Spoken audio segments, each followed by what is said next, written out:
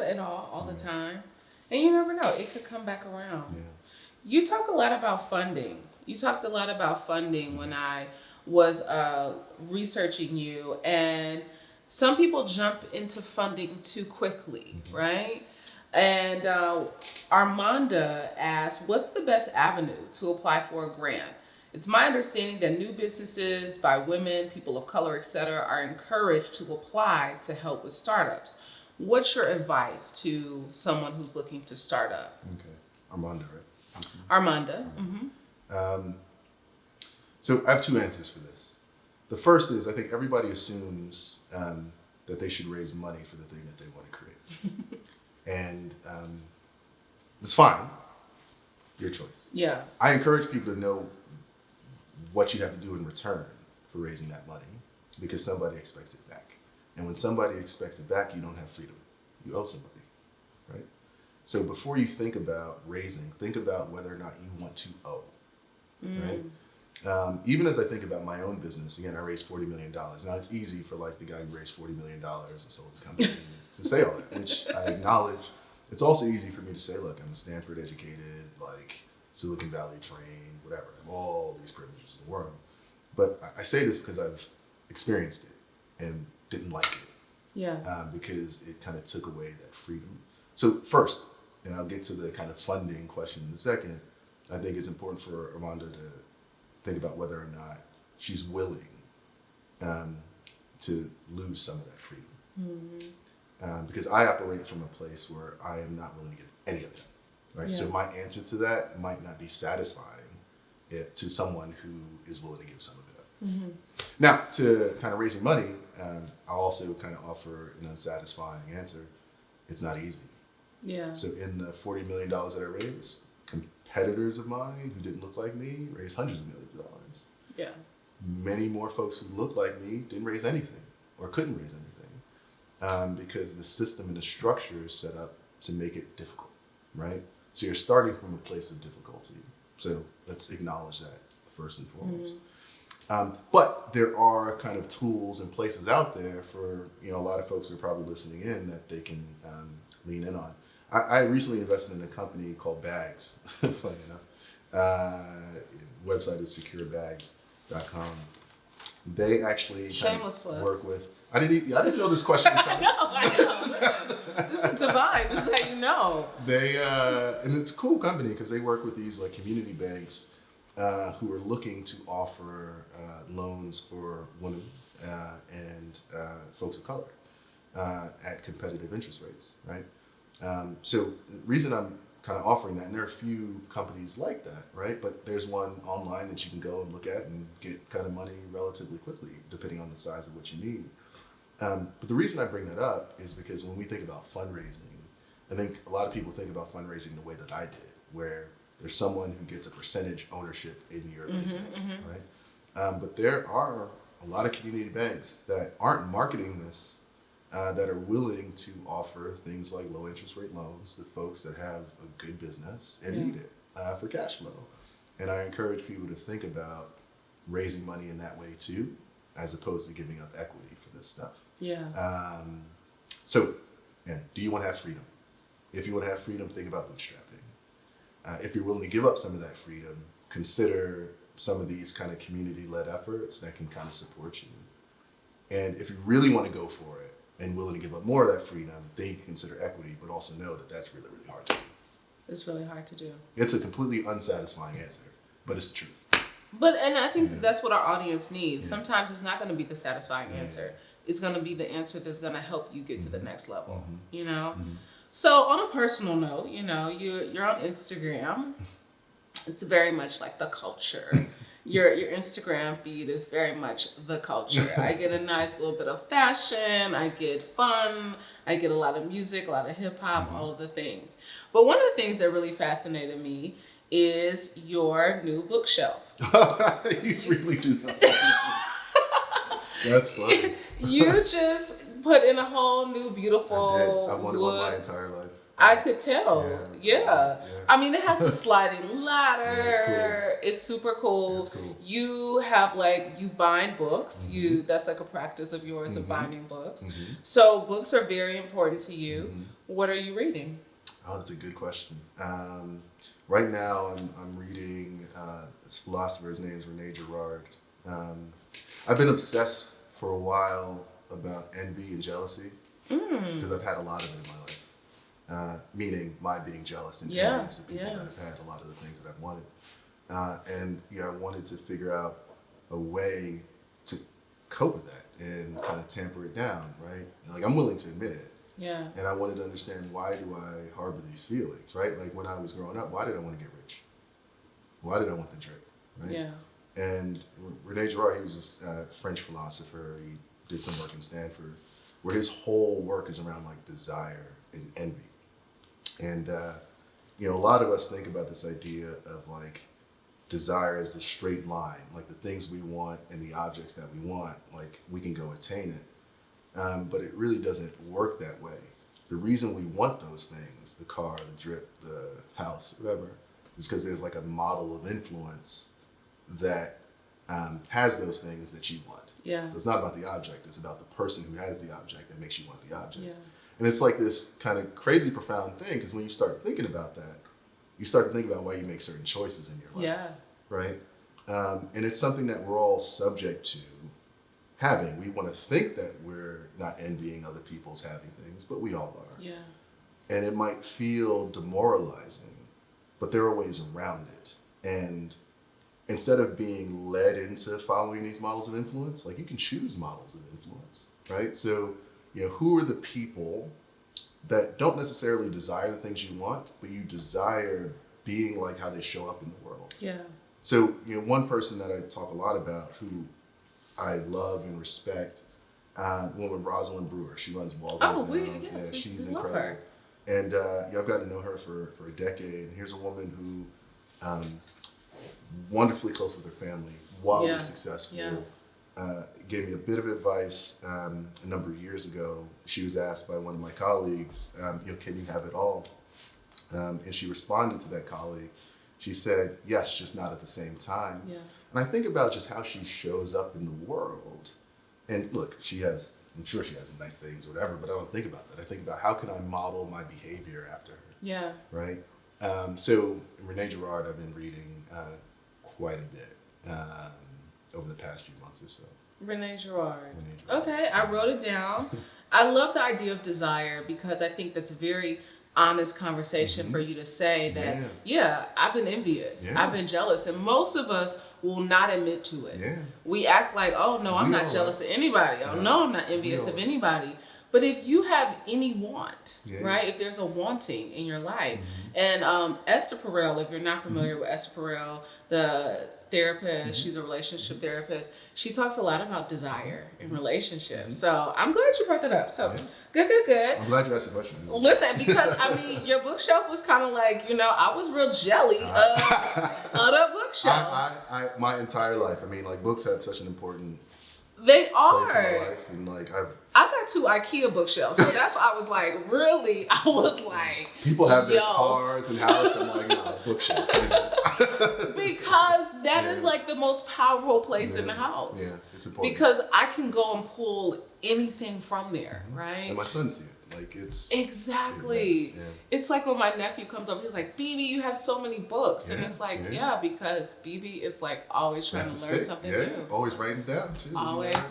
For all the people who ain't my legal pad. You see that? It's okay. It's okay. They're going to get me out of it. So we're in the home stretch of this interview, and I'm really excited because I think you speak so much to the culture, not just of, what you've done in business, but even to how you show up for your family. I think that's a beautiful thing that we have to recognize in this season of life, because not everybody's doing that, right? And not everybody's recognizing that. But hip hop is very important to you. So you at the party, we passed Tristan the aux cord, y'all. What is Tristan putting on? I'm in R&B now. Okay. I'm getting give us sexy. Give us something. There's Destin Conrad. You know Destin Conrad? No. I put you on. You gotta put me on Destin Conrad. I'm a music girl. A track called Cautious. I really like. Gosh, who else? A lot of Lucky Day. Okay. Lucky Day. You can see like nodding heads. I see. Gosh, who else? Cleo Soul. I love. Ooh, love. Salt. She's a vibe. So I just recently, Salt, SAULT. Okay, it's come up on my Spotify. If you heard it, you probably know. It's like this mystery group out in the UK, and I just realized and learned that she's like a part of it too, which completely blew my mind. But yeah, I'm on like this like new R&B kick. New R&B. Yeah. So we passed you the eyes for it. We getting a vibe. That's a good 30 minutes right there. Yeah, we getting a good vibe. Yeah, Okay. vibes in the room, no doubt. Okay. No doubt. What advice would you give your 25-year-old self? I wouldn't. You're the first person to say that. Why? I love my life. No advice. I mean, I'd have a different life if I gave myself advice. It's true. Fair. I think the beauty in my life is all the crap I had to go through. Yeah. Like all that pain and suffering and joy and difficulty and ease. Advice I get from Tyler Perry and showing up. I really do believe that like if I were to go back and like say one thing, it kind of changes the direction. It totally does. And I love everything that's happened in the way that it's happened, and I wouldn't change that. Okay, you would not change a thing. So what's on the horizon for Walker and Company brands? Much of the same. When I started the company, I said I wanted this thing around for 150 years. We sold the company 4.5 years ago almost, and I'm still around. Usually that doesn't happen, and they've done a really good job letting us be. Yeah. And I said I'm going to be around for as long as that continues, so that I know it would outlast me. And I think we're coming to a really good stage where like, okay, Bevel is certified. It's doing its thing. Yeah. So what's next for the company is just growth now. We're just in the U.S. like black people everywhere, black men everywhere, with hair on their faces and skin. You know? So there's a kind of big opportunity for us. But look, you said it a little earlier. I'm the first black CEO in a 180-year history. Procter & Gamble just acquired Mayo. Monique and now that like it's happening. And to be a part of that, and the beauty of what that represents and means, and how it can change one of the most important companies in the history of the world. That's thrilling. Yeah. So what's next at Bevel and Walker and Company is we're going to continue to shake it up, and make them listen, because they hadn't been listening for long enough. And as far as me, I've been in this idea of consistency and stamina. I just care about things that support our culture and the growth of it. I care about things that make us feel good. And I care a lot about, and this feels a little bit probably trivial, but like how technology can actually help our culture spread. And everything that I do from now on will really be at the nexus of like some of those things. Okay. Yeah. What do you want Avery and August to know about their father? That's like the tombstone question. It's so morbid. Well, it's not morbid. I didn't want you to go. It's not the tombstone. Let's just like one thing right now, okay? Just don't think of like death, okay? Like let's not think of it in death. No, I get just it. think about right now. I get it. I want them to know they had a father who said he was gonna, who did what he said he was going to do. Yeah. Yeah. And that means showing up when they expect me to, how they expect me to, and that's that consistency.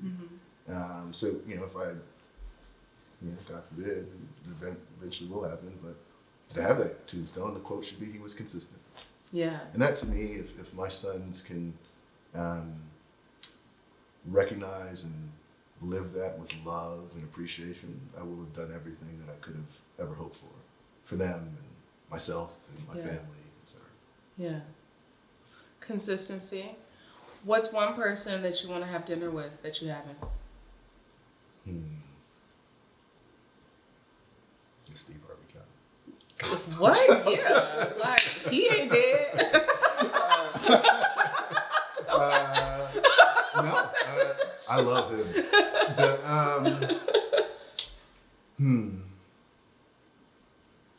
That's a good question.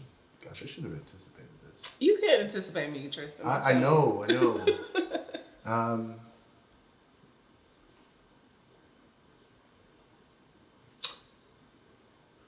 Probably my father. Wow. Yeah, I don't know anything about him. Or, I mean, he was killed when I was 3, so if I ever had the opportunity to, like, have a conversation with him, I think that would be very interesting. Yeah. I think so, too. Yeah. That's a good question. That's going to take over, the hardest thing question. You're going to start That's asking a good question. that. They're going to start asking that.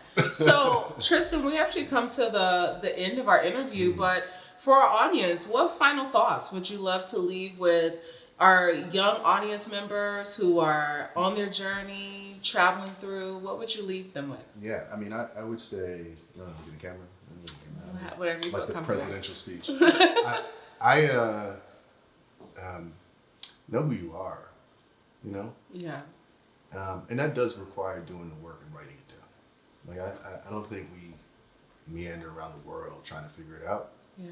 Like you got to be deliberate about that work. Yeah. And have the faith to know that once you know that that's like who you are, things start to fall into place. Yeah. And if there's any call to action that I would offer anybody on this is find 45, 60 minutes and write it down and start. Mm-hmm. Tristan, I have so enjoyed our conversation. This was fun. I knew it was going to be good anyway, just from the way you were so receptive that day at our Nets. Just to Listen, it was a hot spot. Listen, so I'm just grateful. I always take a few notes, while we are talking. And just for all our note takers out there as we come to a close, thank you guys for joining Vault Live Training Experience today with Tristan Walker. What we're going to do is we're going to get consistent. We're going to have some stamina to get to the end of this race, because every lesson is truly our blessing. Show up when you need to show up. Be authentic in your spirit. It's okay to have some jealousy, some envy along the way, but tune into those desires and find out why you want the things you want in your life. Be courageous, inspire, show respect, practice good judgment, choose wellness, and earn loyalty. We've had a wonderful time today. We thank you guys for joining our live training experience, and we will be sure to see you next month. They want us to do it next week. So we'll see you guys soon. Until next time, subscribe, like, eat well, give a damn, move your body. We love y'all. Peace. What's up, everybody? It's your girl, Brandi Harvey. Thanks for watching our video today, but guess what? It does not stop there. I need you to do something. I need you to like. I need you to subscribe. But I also need you to share it with somebody who needs some daily motivation. Make sure you are subscribed to the Vault platform, because we got more content on the way. It's your girl, Brandi Harvey. You already know we empower every day, all day.